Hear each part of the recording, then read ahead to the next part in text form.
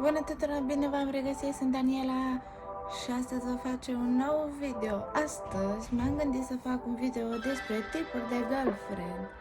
Haideți să începem. Primul tip este...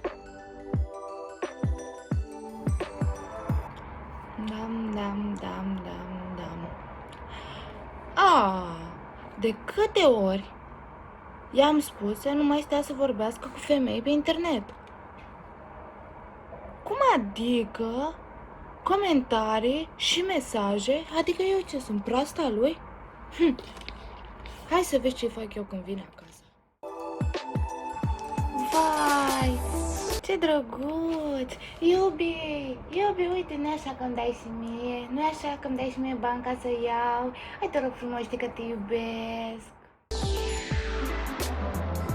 Astăzi vom merge la o petrecere și m-am pregătit pentru petrecere și acum aștept să vină iubitul meu. Haideți să-l așteptăm.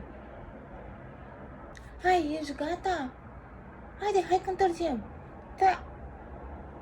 Ce e cu tine îmbrăcat așa? Nu a fost vorba că o să ne asortăm? Vrei să zic că ea că sunt țărancă? Pe bune acum, hai mă iubi, du-te odată și schimbă-te. Alo, mami, ce faci? Și noi bine, uite, ne uităm la film și după aceea iubim să facă popcorn. Da, suntem bine, e îmbrăcat într-un tricou roșu.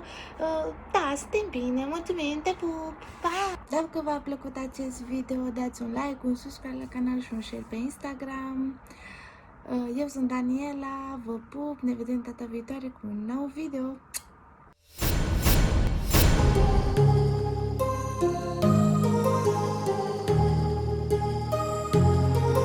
My heart rages around like an ocean in my head, because there are so many things that I left